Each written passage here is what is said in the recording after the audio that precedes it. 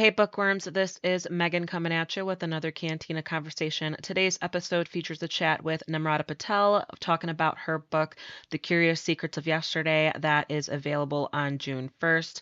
This was my third time talking to Namrata. I've talked to her each time she released her other two books, which were also women's fiction, but it's always a pleasure to talk to her. I always enjoy chatting with her so much and just comparing her characters and seeing her growth and the ideas that she comes up with for different stories and how she always finds a way to tie them back to and connect with her culture and her experiences, her unique experience in general. But either way, I'll let you guys get to it. Here is Namrata Patel. Okay, so today we've got Namrata Patel. We are talking about The Curious Secrets of Yesterday. That book is available on June 1st. Namrata, good to see you again. Good to talk to you again. I was so excited to have a chance to read your third book. So I really enjoyed the first two, and I was so excited to see what you were going to do with this new story, this new cast of characters, the new woman in your life, so to speak. I'm excited to get to it today. Thank you so much. It's so nice to be back on here, and I'm looking forward to this conversation. So, for people who may not be familiar with either you want to start off with your background or we can go into a summary of the book of The Curious Secrets of Yesterday so people can follow along with the conversation. Yeah, I can do a little bit of both. So I've been writing for this is my third book. So 3 years, one book a year so far has been my track record. So I'm so excited to talk about The Curious Secrets of Yesterday. It's really about three generations of women navigating what it means to be the carriers of legacy. So it's spice healers from whose legacy dates back to 3,000 years and practitioners of Ayurveda and what gets passed down. And then for the main character, what she inherits and her resistance to it. As she has taken a backseat approach to her life because it had been predetermined by her grandmother and her mother, but then she starts discovering a little bit of her own past and her family's past and becomes a little bit more active in her life and decides that she actually wants to pursue her own version of what it means to live is as a spice healer. And through the whole story, it's really about navigating relationships and what do you do when what you knew is upended, and then how does that drive your agency. So I wanted to start with the idea of like passivity because we spent a lot of our time, particularly post pandemic, in this space of like life happened to us and now it's to figure out where to go from here. And that's really, this isn't a pandemic novel, but it's what happens when you're stuck and then all of a sudden you're like, okay, I need to act because I don't want to be stuck in this space forever. So there are a couple of themes. It's hard to talk about because different secrets reveal themselves at different moments. So I don't want to give Hmm. too much away. It is hard to like skirt around what makes the story what makes like for the juicy drama of it, right? It is because poor Tulsi, she's just yeah, like she's just been floating around or like going through the motions and finds herself in this path that's just been carved out for her. Yeah, And just that her inner she's at war with herself because I don't want it. And then but then there's that guilt, right? Like the guilt that comes with making a decision like that and seeking out her own path, like living like the truth, like looking inside herself and living her truth, but it's gonna hurt the two generations of women who have working so hard and diligently at all of this. And it's yeah, I loved that part. I loved like what you did with her character because I think a lot of people are just floating. I don't know. A mhm, lot of the times I think we find ourselves in like ruts or people if it's because this one it's not she's what 30 years old. So yeah, it's not necessarily like a coming of age, but it feels like it because she like is she feels like she's at a crossroad. Like it's now or never. She's gotta make a choice. and for the external world now, especially in the Western world, there's an expectation that you have it figured out by the time you're 30, or and it's changing, thankfully, Mhm. because you don't have to pick a path young and then stick with it. You can continue to figure things out. They're at different milestones. We are stuck at for different things, right? There's if you've hit 35, if you've hit 40, you have these existential crises like I know nothing. And sometimes you don't feel like you have full control of your life because, particularly in a family structure, if you're close to your family, it's you do owe each other some regard and some. We're not hyper individualistic that it's just going to do it my way and to hell with anybody who says differently, even though they love me and I love them. And I don't think Mm, that's like a real truth that any of us live, right? It's hard because even with your partner or with your children, there are different things that tug at you and pull at you that cause you to be versus we throw around the word agency a lot. So, mhm. yeah, I wanted to ground someone in what happens when you're tied to something that's not just 3,000 years old, but to the people that you're closest to in this life. Yeah, every day, like, that's her life, is just Yeah, she's waking up, and that's her she knows what she needs to do that day, she knows what needs to be done, she's tied down, and she's just not content. Oh, it's like family, but it's like children, but it's with Tulsi, it's she was trying to find fulfillment in her, like, life's purpose, almost like a career. How's she gonna make money? Like, that's essentially what it is, and, like, when you step back, it's like the spice healing, that practice, it gets really niche, but then it's like there's that responsibility of it once we see, like, some of it blowing up and becoming more popular, and then it's almost carries that extra weight, that extra responsibility of being setting things right, making sure that there's no misinformation, and just making sure people aren't misusing or misrepresenting your business even as customers. So once I when I, like, thought about it that way, I was like, "Oh, it's heavier than." Even if the multi-generational, like, her carrying that legacy and her carrying on that business weren't enough, it's the responsibility, like, to her culture and to, like, yeah. the foundations of that practice, and making sure that it doesn't go it's a little bit more contained or more, like, accurate, or the world has more accurate information about it.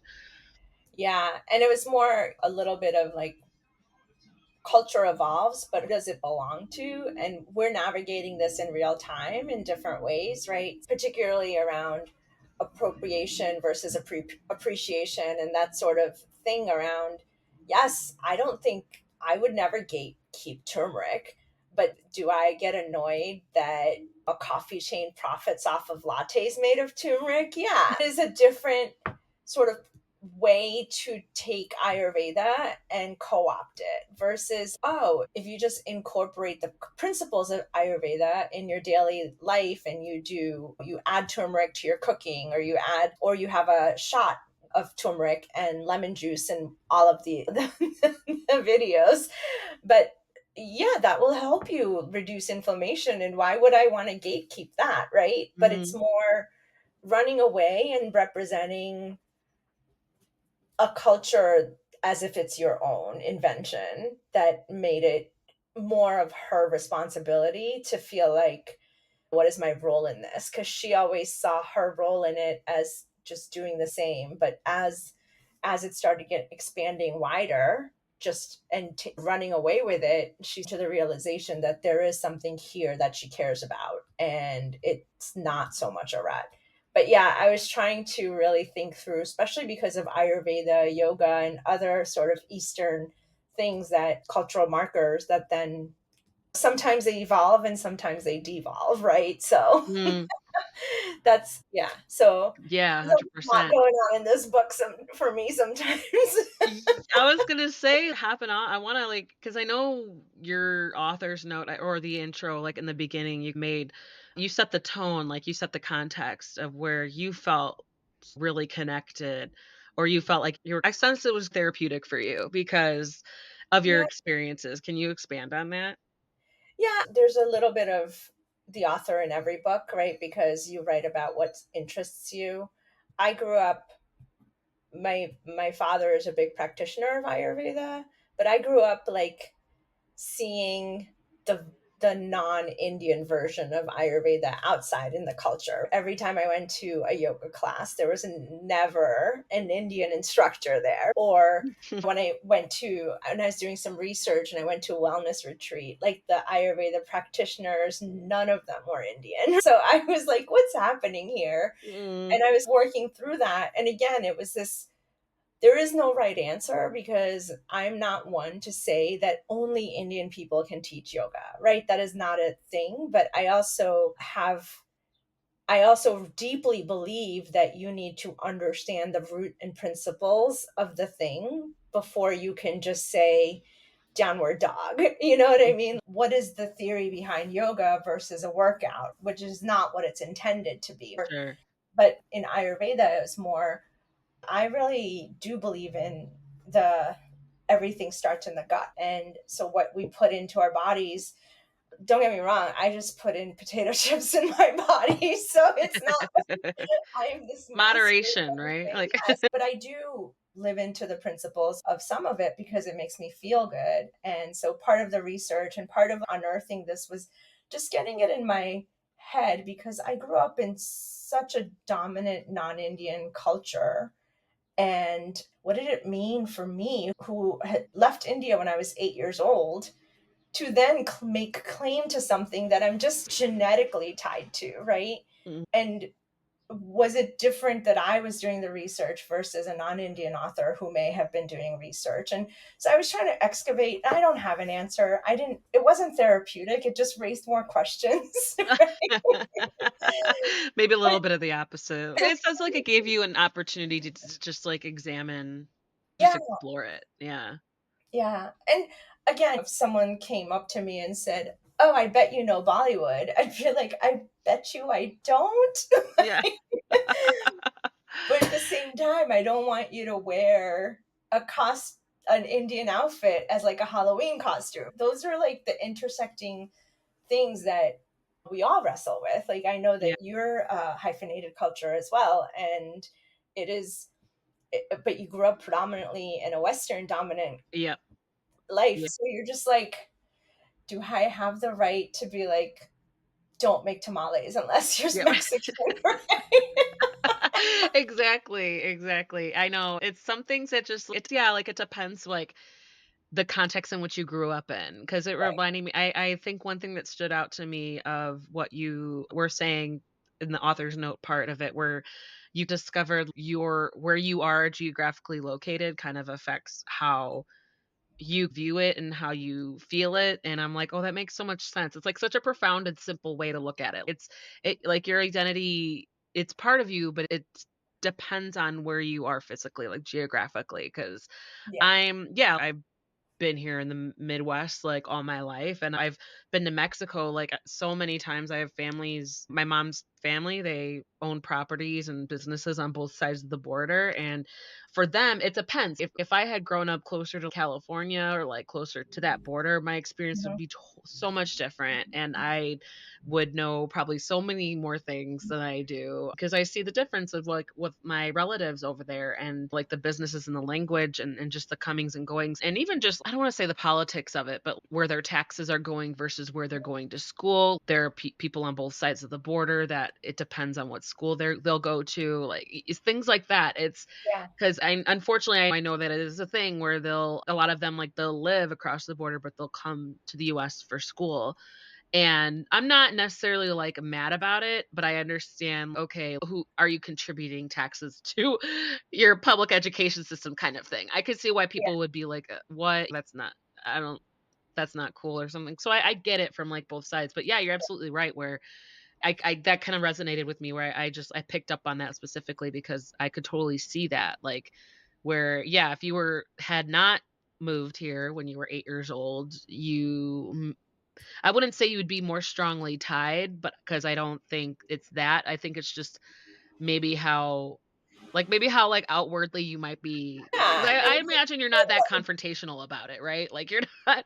because I'm very much a I want people to experience different cultures, right? I want people to lean in. Look, if I had it my way, we wouldn't have political borders. Like Yeah. we should navigate this world and experience all of the different things as at will.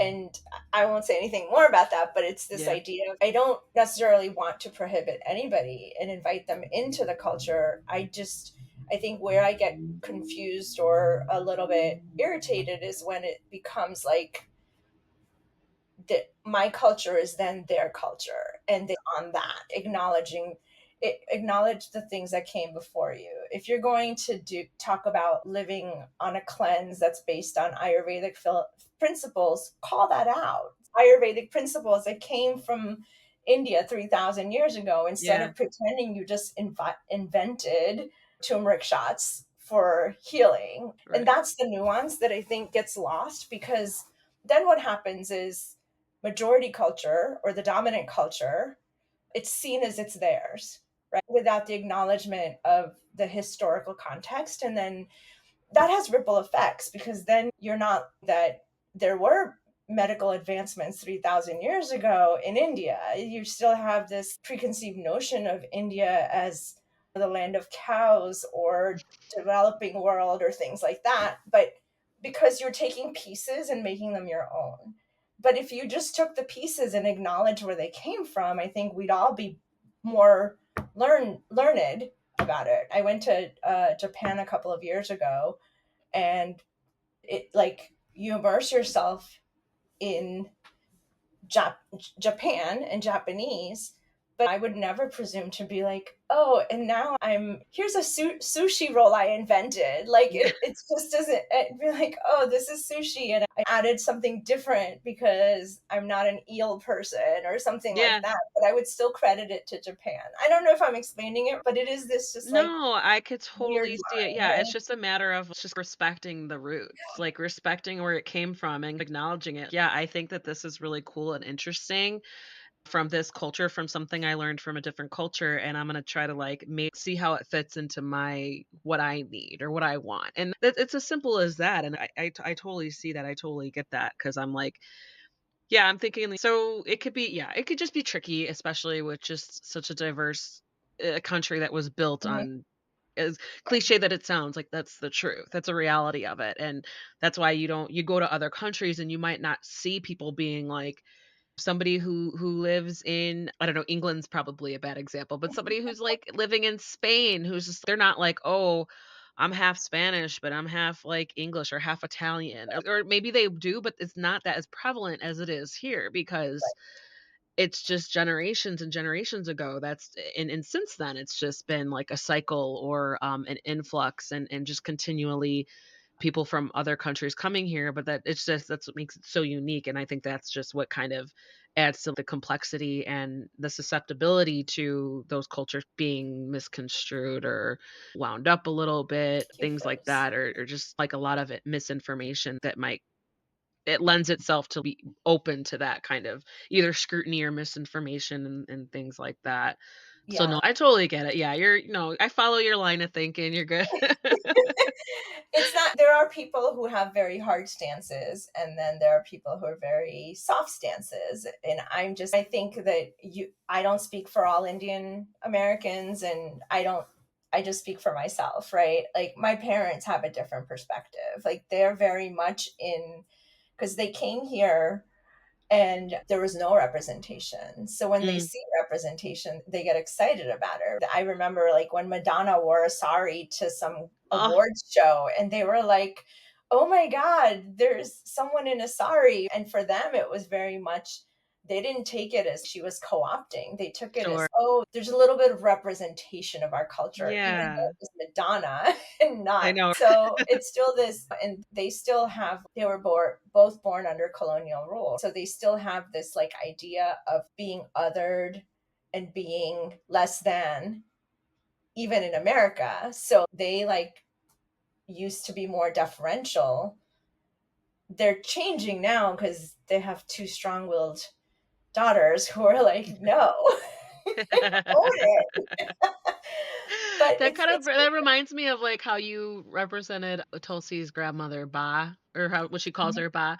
That interests me, like, how you chose how to for her character, because she's very much we're not flashy, and we just got a website because I feel like we have to, but we're not gonna be she does wants to protect that the sacred, that aspect of it. And so I think it's interesting.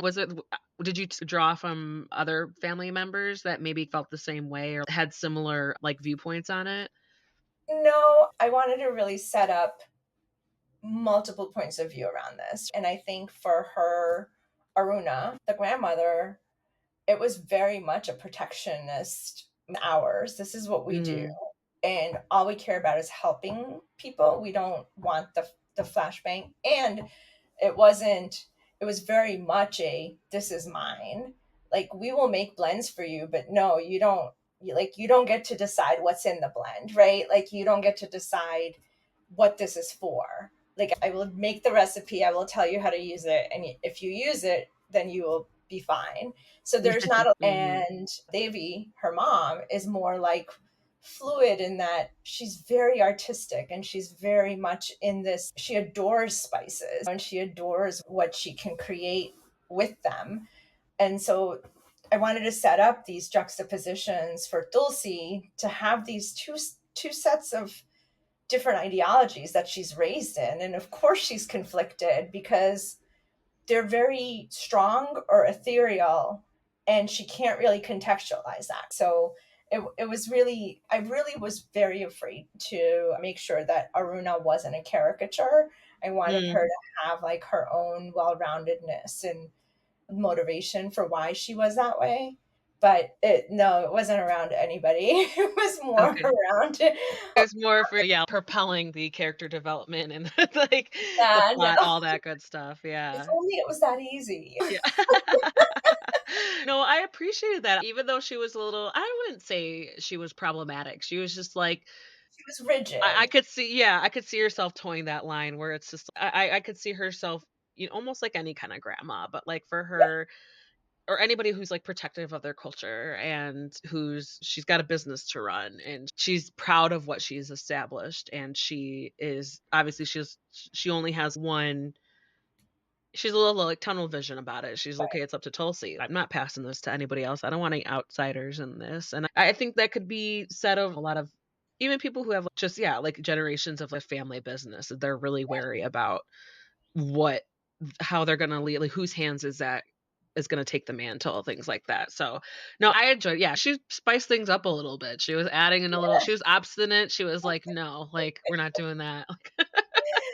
Yeah, And then and her poor daughter, like, Tulsi's mom, she was just like, "I don't think it's a bad idea." Like, she I had to make it, how does passivity happen, particularly at the age of 30 in this culture where people are like, you should know yourself by 18, or when you really don't know yourself at any age. But, No. and it was, I'm in 37, and I think I just started, like, I'm knowing myself maybe 5 years ago. I started, like, really feeling, like, more self-aware and, like, content. Even, like, I think I would say, yeah, like, I've always been like, there's a self-awareness even at 18, right? But there's, like, that lack of life experience and stuff, and putting yourself in different situations, and you discover more about yourself. Like, even just becoming a parent, it's a whole new level that you're reaching of, like, the human experience. So I'm like, yeah, I'm still it's like it's yeah, by the time you're 30, like Tulsi, that's okay that you don't have your shit together. I think like you said, I think it was like it's more okay now than it was maybe 15 years ago. Yeah. yeah, we definitely were pressured to be like 21. You had to know what career you were going into and things like that. No, and it's more around the idea of like, how can you not act? You're already 30.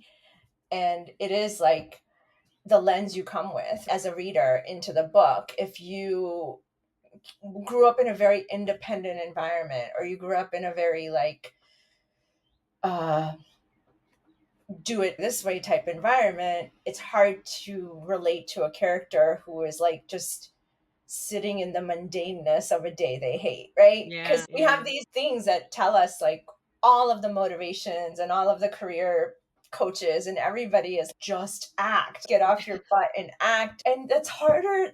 Like it's easier said than done. It's hard to act, right? Particularly when you feel guilt or you feel like you don't want to let anybody down or all of that. So I wanted to make sure there was an external thing that propelled her to act, because it couldn't be internal because she couldn't get herself there Yeah. internal. And sometimes it's the external forces that kick you out and give you a little bit of forward momentum to be like, I'm just going to push you forward and see where you land. Yeah, because I'm thinking like, yeah, it's about okay. She like Tulsi's not content. Like she's Mhm. not.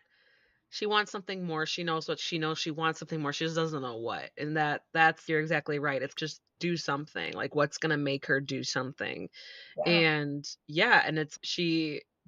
This isn't a spoiler because I think it's like in the synopsis Yeah. of the book, but she finds a piece of information that she's like, oh, what? And it's just juicy enough to where she's okay, okay, and Yeah. then Because you have yeah. to have some sort of a catalyst. And Mhm. especially if, I don't know, I think if you're weighed down by not wanting to disappoint your family, then an external catalyst, like you will grasp onto the littlest thing and use it, because then it's not you acting, it's in service of the secret that you're trying to uncover. But then it's the momentum. You start acting, you roll into it, right? Like it'll snowball, and then you have to do the next thing, and then you have to do the next thing. And then pretty soon you're like, oh, wait, I think I figured something out. Yeah. Yeah, like, she gets to a point, she's, "I can't stop now." Like, "What?" Yeah, I only know half of it. Oh, Yeah. I know. Oh, and that's where, like, the real juicy stuff starts. I was like, because I wanna explore that. Because so just with the single tapping into the multi-generational thing, because Mhm. where with your previous books, Mina, she was like a loner because she had family history, unfortunately, she lost a huge loss where she was, like, on her own. And then with oh my god, Asha, Poppy. Asha, yeah, I remember it started with an A, I was trying to remember. So with Asha, was like she had that family, but and she was distanced from it because she was doing her own thing, and then when she realized, like, the kind of loss from being so distanced for such a long time, and then with Tulsi, she's yeah, she's in this single parent or arguably 2 Yeah, parents, 2 different types of parents. yeah, I think that was interesting how you explored those different types of family compositions, and that was still tied to these stories and, like, still being culturally, like, relevant to your culture. And so I don't know, like, I wanna just talk about that for a little bit, like, how you how you explored that, how you came up with that, and what I don't know, what kinda spurred that for you to yeah. just try out some new things. I definitely, relationships of all sorts are just fascinating, and I think that for me, the familial relationship, parent, child, aunts, uncles, has the most emotional tension in of themselves, because when it's strangers, it's easy to write off. When it's like, and so I really wanted to, and then I think when I just thought about this as you were sort of summarizing the three heroines, is I think they're all in search of freedom. Like, what does freedom mean outside of this family life, right? Or Yeah. this structure. So freedom doesn't mean like I have to turn my back on my family, or freedom could mean I'm being enveloped with my family, with a new family, as in Mina, or like coming back in, or in Dulce's case, trying to find a way out. It's these different layers of freedom. And maybe that's, as a woman, we have so many constraints in our Yeah. lives that maybe subconsciously I'm just like, let us be free. Yeah.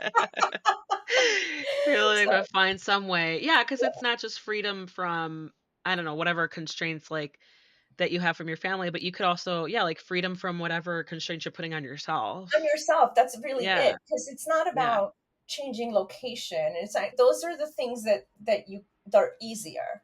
The harder is, what is holding me back, and why is it me that's holding me back? And I think that's the thing, because even in my books, they don't end tragically. They end in a sense that even within the family, maybe like you're putting too much pressure on yourself, thinking it's the family that's holding you back, but they would just love you regardless. And you're not content with that, because change is scary, or taking a risk is scary, or it's, and it sounds immature, but it's almost like it's a convenient excuse to blame someone else. And so those are the layers, because I think really long history of us needing permission as women, and then having the ability to give ourselves permission, and we don't because we're just so structured or wired and conditioned to wait for it. You're like, "Wait, am I allowed? Wait, can I just do this? Like, what life will go on if I am not here?" Like, it's yeah. Right. It's okay. The kids don't get a bath today, and that's It fine. I'm not a bad mother. yeah. Yeah, I know. I'm 'cause I'm thinking like some yeah, because sometimes just for me, like I get so overwhelmed sometimes and like my boys, they drive me nuts and I'll joke around, you guys, I'm just gonna run away. I'm just gonna run away and never come back. And then like sometimes my 6-year-old will be like, yeah, you say that though. Like you always say I know. It's like exactly. Cause I'm like, I think maybe once or twice I've been like, you know what, I need out or I need a minute. Or maybe I don't physically leave the house, but I've definitely poured myself a glass of wine and shut myself in my room because I just straight up, okay, I'm done. Like, I need a minute. And luckily, my husband, the couple times he's been like, It's okay. Just go hide somewhere. I got this." Because I'm just like, I just reached that point where I'm like, I've got nothing left and I'm going to turn into a little bit of a monster if I don't get 20 minutes to myself. Or just like a Yeah. break or just some peace and quiet so that I can like regroup and take a breather without loud noises or screaming or small bodies climbing all over me. And it's, or I just, of course, like we love our kids to death, but I'm just like, fuck you right now. I just I just need a minute. And it's okay.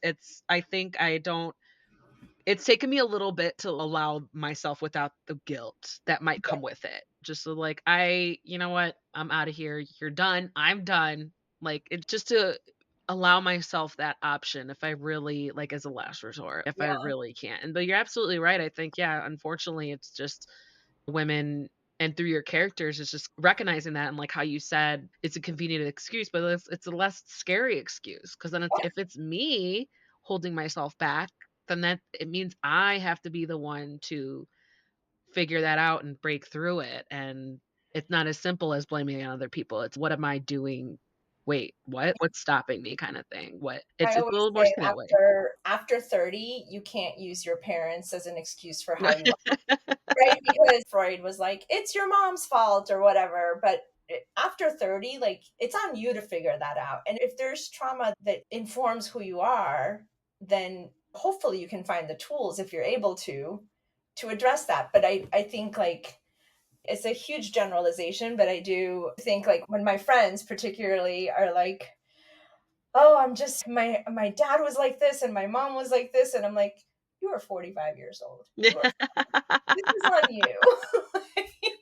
It's so true. It's like, yeah, it's like, let's not use it as an explanation. Use Right. it to, Yeah. okay, now I know why I I'm tend to fearful do because this. my mother is fearful, but that doesn't mean I blame her for Yeah. not doing something because I'm fearful, because it's me that's holding myself back. Yeah. It's like you're acknowledging the traits and the behavior and the attitude, like while you're not confronting it, but you're acknowledging it and as an explanation. And maybe that I feel like that would give you a little more leeway and a little more education into yourself, a little more like confidence, even being like, you know what, I can identify this issue and why it manifested and then let's approach it now that we know about it. It's funny because I see people who just use it as an excuse and I'm like turn that into an explanation and Yeah. like it can help rewire your brain a little bit to help you look at it a different way. Just like no, nobody's denying that you endured some of these things and but use it to tailor your approach to your life and figure your shit out. Yeah, 100%. All the caveats, if you have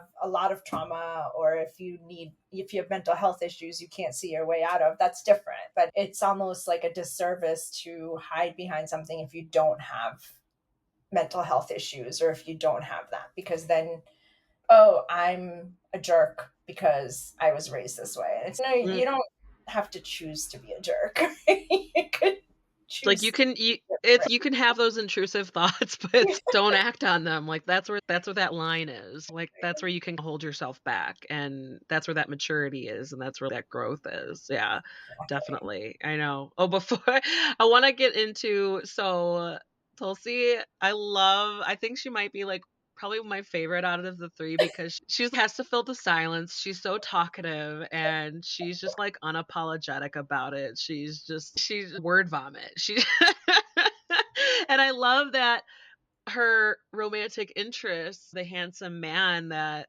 bought the deli next door, is just very, like, to himself, he's reserved, he's very comfortable with silence, he prefers it, and I love that you paired them together, and I think I love Tulsi in that regard because it just I feel like, yeah, she's one of I could be her friend because maybe if she feels like she has to fill the silence, but I feel like I find her interesting that way, like, I want maybe I would be quiet on purpose to see what comes out of her mouth, but I love that, like, how you paired that with poor Lucas because she Poor was just Lucas. like he was just trying to mind his own business and Here you in but my of course, kitchen. like, right away, they're like, "Oh, he's not too old," and she can't deny it either. She's, "I'm still a woman." She's, "I still appreciate what I see," and stuff like that, and I just I love that. I love what you did with that.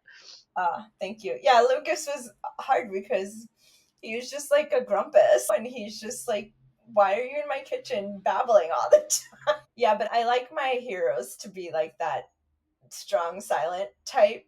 But he has his own issues that come out. And I think like the best relationships and friendships are when you have complementary people. And not just because of what you said. I have a very talkative best friend and she carries the water. And I love that because if we're in a social situation, I don't really have to worry about holding my end of the conversation. She will make friends for us, she will do everything. But conversely, she's often said, oh, I listen better having been friends with you because she's used to me listening. And so she'll run out of steam eventually and she'll be like, okay, what do you have to say for yourself? So I like that you bring out the things that you feel you lack in each other. And I think, like, for me, romantic relationships are like the best kind are when you make each other better. I wanted that for Dulcie and Lucas is to make each other better. And she gets them talking a little bit. Let's see here. Alright, I'm gonna throw this at you. What advice do you have for Tulsi? Oh, you know what? I want Dulcie to. That's a good question because I'm like, what advice do I have for Dulcie? I need her to dream big. I want her to go beyond just where she ends in the book. There's some opportunity to really take ownership of the legacy that she inherited and instead of staying in her small little corner to really Mhm. just dream big. And I'm not saying she stays in her small little corner, but like the way her dreams are still very small to me at the end of the book. Yeah, I can see that. Yeah, I like that. Yeah. Just keep don't hold yourself back. Yeah. Yeah. Roll with the momentum that you, like, finally found for yourself. Yeah, and she saw like the opportunities with what happened with the influencers and things like that. And Mhm. so there is like the her world is rife for something big. Yeah, absolutely, 100%. I love that. Namrata Patel, what is next for you? Are you working on anything that you could talk about? Yeah, I'm working on a novel about a mother-daughter road trip and the mother has just filed for divorce and the daughter has just gotten engaged and they go. Oh god. Yes. That sounds amazing. That's the next story that I'm working through right now. Oh, perfect. I love God, I can't wait to see what that's gonna be about. That sounds like Could just you just starting off with a hot mess and emotions and being just stuck in a different. Winnebago with your mom? Come on. Yeah. With my mom, I've traveled with her for a couple weeks Yeah. when we went to go visit her family, and it was just like we shared beds a couple Mhm. times, but I think because 'cause I'm a lot like her, she's just not very she's, like, really reactive, and she's not very pushy, Oh, and so okay. I think I could stomach that, but I could totally see, like, my best friend's mom, for example, like, that pairing. I don't I that would make a good book. Yeah. Yeah, I think it's and I wanted to explore, like, what happens at different milestones in your life. Why at 60 do you decide to give up on a 35-year-old marriage, and why do you Mm, question being engaged at 30, right? It's and I think we learn one of the things that I really appreciate is having friends of different generations because you mm. learn differently than having friends mostly in your generation. Yeah, I wanted to put two people at two different points in their life together, and they are have a mother-daughter relationship and see what happens. Yeah. Oh, that's gonna be fun for you, I bet. Yeah, and I'm like, there will be humor and there will be angst. So those are the Mm, two things in my wheelhouse right now. yeah. Oh, that's awesome. I can't wait to see where that goes. Thanks. Yeah. So, Debrada, where can we find you online and on social media? Yeah, I'm Namrata Patel author at on Instagram, and then nampatel.com is my website where all of my channels are. Plus, you can subscribe to my newsletter, which is not just me talking about books, but it's also me talking about very things that I find interesting, like artists or music, or obviously weirdness that I may come across. So, That's awesome. Yeah, absolutely. I'll make sure to include links in the show notes, all that good stuff. I, But yeah, so Namrata Patel, The Curious Secrets of Yesterday, that comes out on June 1st. Thank you so much. It was such a great conversation. Once again, I didn't expect anything less. It's such a pleasure to talk to you and pick your brain and get a little bit deep into these like existential I know topics and all that good stuff. it's And Namrata yeah, Patel. yeah. And yeah, whenever I'll keep an eye out for when that other book comes out, and you're always welcome back here. You'll be one of the reigning guests on this show. I appreciate that. I'm happy to talk to you anytime. Thank you so much. Yeah. And there you go. That was Namrata Patel talking about her new book, The Curious Secrets of Yesterday, that is available on June 1st. I believe it's one of the Amazon first reads. So if you are part of that program, be sure to keep an eye out because you might be able to get it for free. But check out the show notes for links where to purchase the book, pre order it, where you can find Namrata online and on social media. Rate, review, subscribe as long as and while you're browsing social media, please go ahead and find Cantina Book Club and give my page a follow as well. Check out book reviews on cantinabookclub.com. If you do are really liking the books that you pick up, please go ahead and rate and review them on whatever platform, either Goodreads or Amazon, if you can. It really does help the authors out. Pre-orders and reviews help the authors out immensely. So please go ahead and do that. And as always, thank you guys so much for listening.